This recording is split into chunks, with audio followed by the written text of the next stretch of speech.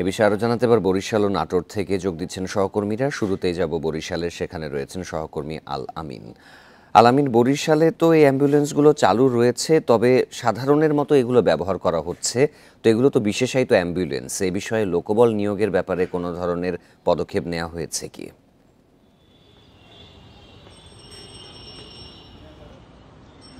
জি, আসলে এগুলো যখন দেয়া হয়েছিল অ্যাম্বুলেন্স দুটি অ্যাম্বুলেন্স কিন্তু বরিশালে দেয়া হয়েছে। একটি হচ্ছে বরিশাল শের-ই-বাংলা মেডিকেল কলেজ হাসপাতাল এবং অপরটি হচ্ছে বরিশাল সিটি কর্পোরেশন, যেখানে দুটি কিন্তু সচল রয়েছে। আমরা যেটি দেখেছি যে এই দুটি কিন্তু আসলে সাধারণ মানুষ থেকে শুরু করে যে অন্যান্য যারা রয়েছে তাদেরকে সেবার জন্য এটি নিশ্চিত করা হচ্ছে এবং এখানে যে আইসিইউ যে ব্যবস্থা রয়েছে সেটিও কিন্তু আসলে অন্যান্য যে অ্যাম্বুলেন্সগুলো রয়েছে তার চেয়ে একটু সুবিধাজনক, যার কারণে কিন্তু এগুলো ব্যবহার করা হচ্ছে।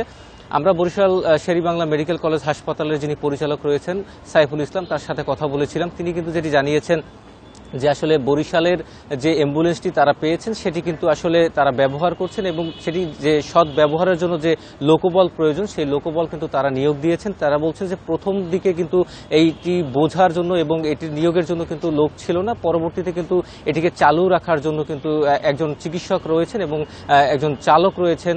এর পাশাপাশি আরও দুজন ব্যক্তি রয়েছেন যারা কিন্তু এটির পরিচালনা করছেন। সেক্ষেত্রে তিনি বলছেন এখানে কিন্তু ছোটখাটো একটি অপারেশন করানোর ব্যবস্থাও কিন্তু এখানে রয়েছে, যার কারণে কিন্তু এটি সচরাচর ব্যবহার করা হচ্ছে এবং যদি বড় ধরনের কোনো ঘটনা ঘটে সেক্ষেত্রে কিন্তু এটি ভিআইপি হিসেবে কিন্তু কাজ করছে। এছাড়া বরিশাল সিটি কর্পোরেশন যেটি রয়েছে সেটি কিন্তু নগরবাসীর সুবিধার্থে কিন্তু এটি ব্যবহার করা হচ্ছে। আমরা যেটি দেখেছিলাম যে আসলে সিটি কর্পোরেশনের পক্ষ থেকে এটিকে কিন্তু রক্ষণাবেক্ষণ করা হচ্ছে এবং বলা হচ্ছে যে যে জিনিসটি তারা পেয়েছেন, যে অ্যাম্বুলেন্সটি তারা পেয়েছেন সেই অ্যাম্বুলেন্সটি যদি তারা রক্ষণাবেক্ষণ করে রাখতে পারেন সেক্ষেত্রে এটি কিন্তু মানুষের উপকারেই আসবে। তার কারণে কিন্তু তারা এটি ব্যবহার করছেন এবং এর জন্য কিন্তু সিটি কর্পোরেশনের যে স্বাস্থ্য বিভাগ রয়েছে সেখানেও কিন্তু তারা সেই ব্যবস্থাটি করেছেন, যে চিকিৎসক রয়েছে এবং অন্যান্য যে সুযোগ সুবিধা যেগুলো রয়েছে সেগুলো রয়েছে এবং একটি হটলাইন নাম্বার রয়েছে, সেগুলোর মাধ্যমে কিন্তু তারা সেই সার্ভিসটি তারা দিয়ে আসছেন, যার কারণে কিন্তু বরিশালের মানুষ কিন্তু এটি সুবিধা ভোগ করছেন।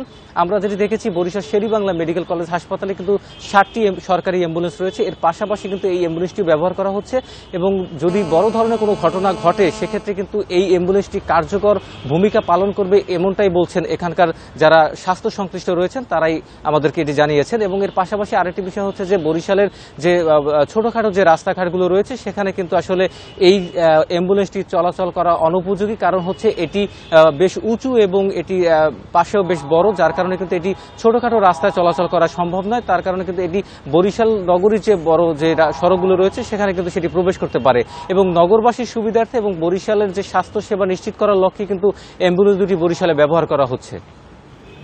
আলামিন আমাদের সাথেই থাকবেন। এবারে নাটোরের পরিস্থিতি জানাতে যোগ দিচ্ছেন সহকর্মী বাপ্পি লাহিড়ী।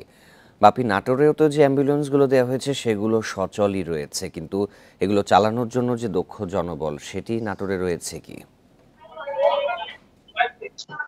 আসলে নাটোর জেলায় কিন্তু ভারত সরকারের দেওয়া 3টি এই অত্যাধুনিক অ্যাম্বুলেন্স রয়েছে। এই 3টি অত্যাধুনিক অ্যাম্বুলেন্সের মধ্যে একটি রয়েছে সিংড়া উপজেলায়, একটি রয়েছে নাটোর সদর হাসপাতালে এবং অপরটি রয়েছে নাটোরের একটি মাতৃ ও শিশু কল্যাণ কেন্দ্রে। পৌরসভার আন্ডারে সেটা চলে।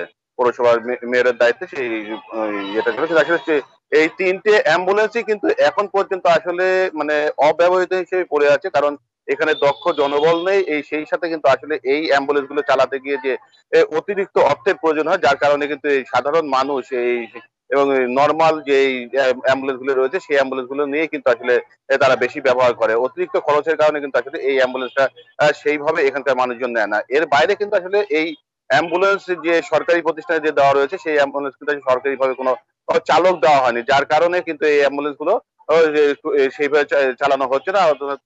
এখনো আসলে অব্যবহৃত হিসেবেই পড়ে রয়েছে বলে আমরা যেটুকু জানতে পেরেছি। তবে একটি যেটা নাটোর পৌরসভার আন্ডারে যে অ্যাম্বুলেন্সটা রয়েছে সেই অ্যাম্বুলেন্সটা কিন্তু আসলে পৌরসভার পক্ষ থেকে তারা একজন আসলে চালক নিয়োগ দিলেও কিন্তু আসলে সেই অ্যাম্বুলেন্সের জ্বালানি খরচ যেটা রয়েছে, জ্বালানি খরচ বা অন্যান্য যে এই যে জনবল প্রয়োজন সেই জনবল না থাকার কারণে সেটাও কিন্তু আসলে ওইভাবে পড়ে আছে। তার কারণে ওটাও প্রায় এক প্রকারের অব্যবহৃত হিসেবে রয়েছে। তবে এই অ্যাম্বুলেন্সটিতে যে পরিমাণে অত্যাধুনিক সুযোগ সুবিধা রয়েছে, এই অ্যাম্বুলেন্সটি যদি চালু করা যেত তাহলে কিন্তু আসলে এখানকার আর মানুষ কিন্তু আসলে সেবা পেত বলে এই মানে চিকিৎসা এই বিভাগের কর্মকর্তারা আমাদেরকে জানিয়েছেন যে আসলে এটা যদি সঠিকভাবে চালু করা যায় তাহলে অনেকেই কিন্তু আসলে সঠিক সেবাটা পেতে, কারণ এই অ্যাম্বুলেন্সের মধ্যে যে পরিমাণ সুযোগ সুবিধা রয়েছে সেই সুযোগ সুবিধা কিন্তু একটা একটা মানুষের জীবন বাঁচানোর জন্য অনেকটাই কার্যকরী। কারণ এই মফস্বল এলাকায় জেলা শহর থেকে, কারণ অধিকাংশ রোগীকে কিন্তু আসলে উন্নত চিকিৎসার জন্য রাজশাহী নিয়ে যাওয়া লাগে, সেই ক্ষেত্রে রাজশাহীতে অনেক রোগী যাওয়ার পথে অ্যাম্বুলেন্সের মধ্যে মারা যায়। তবে এই অ্যাম্বুলেন্সটা ব্যবহার করতে পারলে কিন্তু আসলে রোগী মৃত্যুর হারটা অনেকটা কমে যাবে বলে জানিয়েছেন সেই স্বাস্থ্য বিভাগ। ভারতের উপহারের অ্যাম্বুলেন্সের যথাযথ ব্যবহার হচ্ছে না, এ বিষয়ে বরিশাল ও নাটোর থেকে জানাচ্ছিলেন সহকর্মীরা।